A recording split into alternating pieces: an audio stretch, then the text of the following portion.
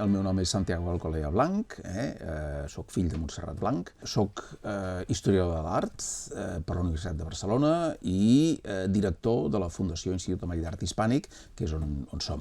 Hi havia un senyor que es deia Joan Gich Bec de Careda, que li havien encarregat el llibre de Manolo per part d'Edicions Polígrafa, Editorial Polígrafa.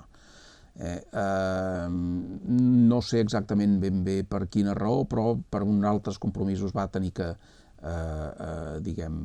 deixar aquest encàrrec i la meva mare, que era directora d'Ampliacions i Reproduccions Mas, una entitat que es dedicava a la gestió de tot l'arxiu fotogràfic de l'Institut Ametller, li havien encarregat a Ampliacions i Reproduccions Mas la recollida de fotografies d'obres de Manolo. I per tant, doncs, la meva mare estava molt al corrent de tota l'obra de Manolo, perquè estaven no solament el que ja tenien, sinó fotografiant sistemàticament totes les coses que anaven sortint, i per tant, ella coneixia bé l'obra de Manolo, li agradava, i a partir d'aquí, al quedar aquest buit en la realització del llibre, li van encarregar amb ella i ella va estar encantada. Home, i el meu pare era historiador de l'art. Ell es dedicava sobretot al barroc, a Viladomat, i també a temes d'arquitectura, a temes diversos, però va ajudar molt la meva mare també amb la preparació del llibre i orientant-la de com estructurar-ho. La meva mare no tenia una formació com a historiadora de l'art. Al voltant de tot el tema del llibre és quan ella comença a anar al Mas Manolo. Jo suposo que molta de la informació també els hi hauria de donar la Totot i la Rosa, perquè es van arribar a fer molt bones amigues arrel de tot el tema. I en tema de...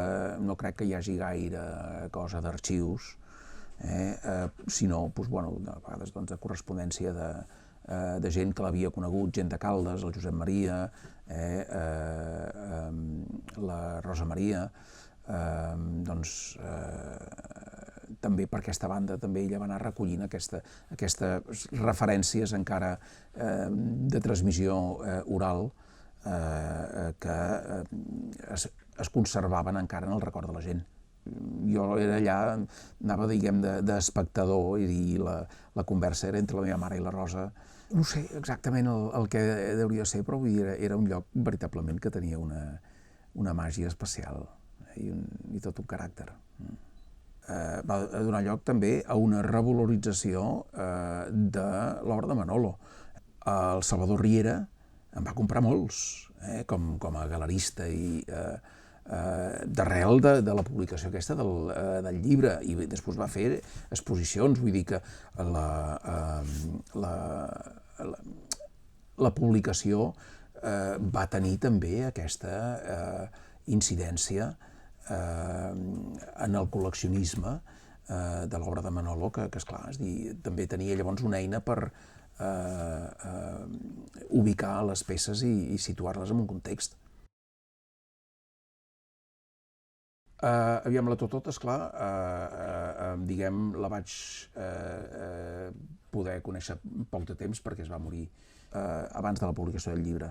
La recordo, evidentment, amb la cigarreta a la mà. Una dona amb nervi, seca, seca d'aspecte, d'això, físicament, amb nervi. Home, l'obra de Manolo certament és una obra particular. És a dir, és un personatge que té una força especial, que té un neguit en part suposo que també és degut a les pròpies limitacions físiques que li van anar sortint a mida de que anaven passant els anys i, esclar, tota aquesta contenció obligada es reflexa a través d'aquestes obres petites però que tenen una monumentalitat extraordinària. Clar, el problema de Manolo és el poc control que va fer de les edicions de les seves obres. Però, bueno, forma part del personatge. Recordaràs que una vegada van venir amb la meva mare per parlar dels guixos, que justament és diguem, la font. Ja és hora que els guixos es reivindiquin com a les peces originals i bones, perquè és els que conserven l'empremta més directa de l'obra de Manolo. I, esclar, és a dir, això també influeix molt entre veure un guix original amb tota la